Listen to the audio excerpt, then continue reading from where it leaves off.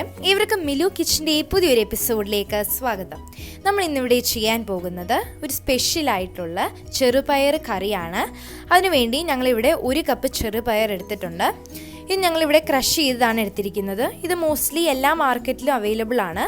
നിങ്ങൾക്ക് അഥവാ ഇത് കിട്ടിയില്ലെങ്കിൽ മുഴുവനായിട്ടുള്ള ചെറുപയർ എടുത്ത് മിക്സിയിൽ ചെറുതായിട്ടൊന്ന് ക്രഷ് ചെയ്തെടുത്താൽ മതി. പിന്നെ നമുക്കിതിൻ്റെ അരപ്പ് തയ്യാറാക്കാൻ ആവശ്യമുള്ള ഒരു അരമുറി തേങ്ങ, 1/2 ടീസ്പൂൺ നല്ല ജീരകം, 3 ചെറിയ ഉള്ളി, ഒരു ചെറിയ കഷ്ണം വെളുത്തുള്ളി, 3 വറ്റൽമുളക്. ഇനി നമുക്കിത് തയ്യാറാക്കിയെടുക്കുന്നത് എങ്ങനെയാണെന്ന് നോക്കാം. നമ്മളിത് കുക്കറിലാണ് ഇത് തയ്യാറാക്കാൻ പോകുന്നത്. ഇതിന് വേണ്ടി നമ്മൾ ഒരു കുക്കർ എടുത്ത് അടുപ്പത്ത് വെച്ചു.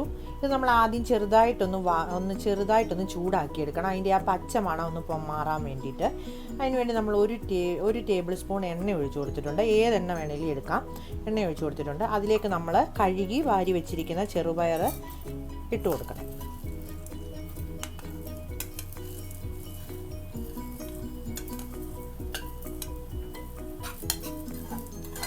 ഒന്ന് ചെറുതായിട്ട് ഇതിൻ്റെ ഒരു ചെറിയൊരു കളർ മാറുന്ന വരെ നമുക്കൊന്ന് ഇളക്കി കൊടുക്കാം.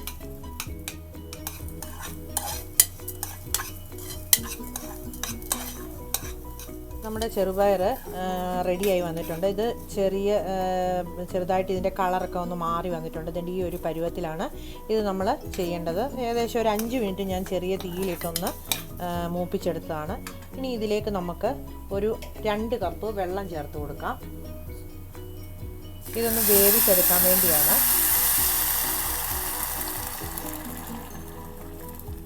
ഞാനിവിടെ ഒരു 2 കപ്പ് വെള്ളം ചേർത്തിട്ടുണ്ട്.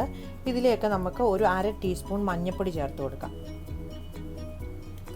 അതിനുശേഷം ഇതൊന്ന് ഇളക്കി നന്നായിട്ട് യോജിപ്പിച്ചിട്ട് നമുക്കിതൊന്ന് അടച്ചു വെച്ച് തീ കുറച്ചിട്ട് ഒരു 2 വിസിലും തീ കൂട്ടിയിട്ട് ഒരു 2 വിസിലും തീ കുറച്ചിട്ട് ഒരു 2 വിസിലും വരുന്നിടം വരെ നമുക്കിതൊന്ന് അടച്ചു വെച്ച് നന്നായിട്ട് ഇതൊന്ന് വേവിച്ചെടുക്കാം. സമയം കൊണ്ട് നമുക്കിതിന് ആവശ്യമായ അരപ്പൊന്ന് തയ്യാറാക്കിയെടുക്കാം. അതിനുവേണ്ടി നമ്മൾ എടുത്തു വെച്ചിരിക്കുന്ന വറ്റൽമുളക്, ജീരകം, വെളുത്തുള്ളി, ചെറിയ ഉള്ളി ഇതെല്ലാം നമ്മൾ ഒരു 2 ടേബിൾ സ്പൂൺ തേങ്ങ മാറ്റി വെച്ചിട്ട് വേണം നമുക്കിത് അരച്ചെടുക്കാൻ. ആ തേങ്ങ നമുക്ക് താളിച്ച് ചേർക്കുമ്പോൾ നമുക്ക് വറുത്തിടാൻ വേണ്ടിയുള്ളതാണ്. ഒരു 2 ടേബിൾ സ്പൂൺ മതി. ബാക്കി തേങ്ങയും ഇതെല്ലാം കൂടെ ഞാനൊന്ന് അരച്ചുകൊണ്ട് വരാം. ഇനി ഇത് താളിക്കാനായി ഇതിലേക്ക് നമുക്ക് ഒരു 1.5 ടേബിൾ സ്പൂൺ വെളിച്ചെണ്ണ ഒഴിച്ചു കൊടുക്കാം. അതിലേക്ക് നമുക്കൊരു 1/2 ടീസ്പൂൺ കടുകിട്ട് കൊടുക്കാം.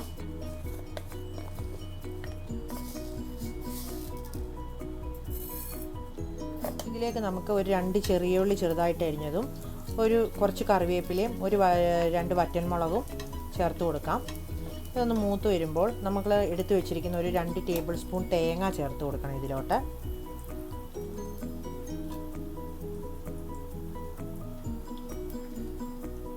ഇതൊന്ന് മൂത്ത് വരണം. ഈ തേങ്ങ നല്ല ബ്രൗൺ കളർ ആവണം. അതുവരെ നമുക്കിതൊന്ന് ഇളക്കി കൊടുക്കാം.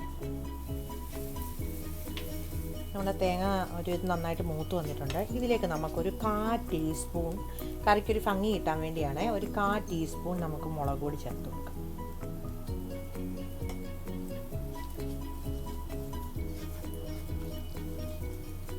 ഒന്ന് മുളക് പൊടിയുടെ പച്ചമണം മാറുന്നത് വരെ അതും ഒന്ന് ഇളക്കി ഒന്ന് ചെറുതായിട്ട് മൂപ്പിച്ചിട്ട് നമുക്ക് ഇത് കറിയിലേക്ക് ചേർത്ത് കൊടുക്കാം. നമുക്ക് കുക്കറൊന്ന് തുറന്നു നോക്കാം. നമ്മുടെ പയർ നന്നായിട്ട് വെന്ത് വന്നിട്ടുണ്ട്. ഇത് നമുക്ക് ഇനി ഒന്ന് മിക്സിയിൽ ഒരൊറ്റ അടി അടിച്ചെടുക്കണം. എന്ന് വെച്ചാൽ ഇതിൻ്റെ ഈ തൊലിയൊക്കെ കുഞ്ഞു പിള്ളേർക്കൊക്കെ കൊടുക്കാൻ നല്ലതാണ്. ഇതിൻ്റെ തൊലിയൊക്കെ നന്നായിട്ട് അരഞ്ഞ് ഇതിൻ്റെ കൂടെ അങ്ങ് ചേരും. അതുകൊണ്ട് നമുക്കിത് ആറിയിട്ട് നമുക്കിതൊന്ന് മിക്സിയിലൊന്ന് ചെറുതായിട്ട് ഒറ്റ അടി അടിച്ചാൽ മതി. ഒന്ന് അരച്ചെടുത്തിട്ട് വരാം. പരിപ്പ് നമ്മൾ അരച്ചുകൊണ്ട് വന്നിട്ടുണ്ട്. ഈ ഒരു രീതിയിലാണ് ഇത് അരച്ചെടുക്കേണ്ടത്. ഒത്തിരി അങ്ങ് അരഞ്ഞും പോകണ്ട, എന്നാൽ നന്നായിട്ടൊരുവിധം അരയുകയും വേണം. ഒത്തിരി അങ്ങ് അരയണ്ട. ആ രീതിയിലാണ് നമ്മളിത് അരച്ചെടുക്കേണ്ടത്.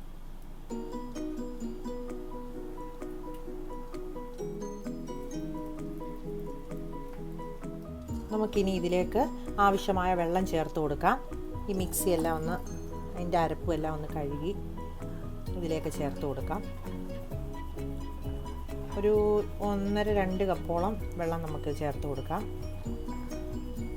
നമുക്ക് നമ്മൾ അരച്ച് വെച്ചിരിക്കുന്ന തേങ്ങ അരച്ചത് ചേർത്ത് കൊടുക്കാം.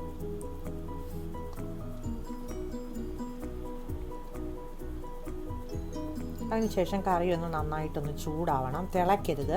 തേങ്ങ അരച്ചതായതുകൊണ്ട് ഇതധികം തിളയ്ക്കാൻ പാടില്ല. ഒന്ന് ചെറിയ ചൂടായാൽ മതി. നന്നായിട്ട് കറി ഒന്ന് ഇളക്കിക്കൊണ്ടിരിക്കണം. അതൊന്ന് ചൂടാവണം. കറി ഒന്ന് ചൂടായി കഴിഞ്ഞതിന് ശേഷം നമുക്കിതിലേക്ക് താളിച്ച് ചേർക്കാം. ഇത് നന്നായി ചൂടായി വന്നിട്ടുണ്ട്. ഇതിലേക്ക് നമുക്ക് ആവശ്യത്തിന് ഉപ്പ് ചേർത്ത് കൊടുക്കാം.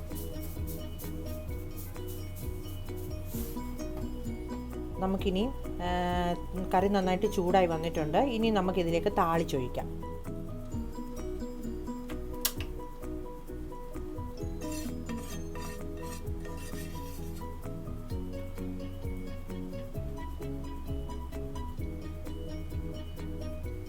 അങ്ങനെ നമ്മുടെ കറി റെഡിയായി.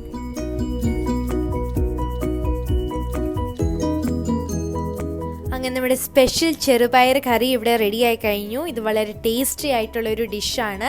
ഇത് നിങ്ങൾക്ക് ചോറിൻ്റെ കൂടെ കുറച്ച് നെയ്യൊക്കെ കൂട്ടി കഴിക്കാനും അതുപോലെ തന്നെ കുട്ടികൾക്ക് കഴിക്കാനും ഒക്കെ വളരെ ഹെൽത്തി ആയിട്ടുള്ളൊരു ഡിഷാണ്.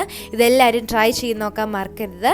പിന്നെ ഞങ്ങളുടെ ചാനൽ എല്ലാവരും സബ്സ്ക്രൈബ് ചെയ്യുക. പുതിയ അപ്ഡേറ്റ്സിന് വേണ്ടി ബെൽ ഐക്കൺ പ്രസ് ചെയ്യുക. അടുത്തൊരു ടേസ്റ്റി റെസിപ്പിയായി വീണ്ടും വരുന്നവരെ നന്ദി, നമസ്കാരം.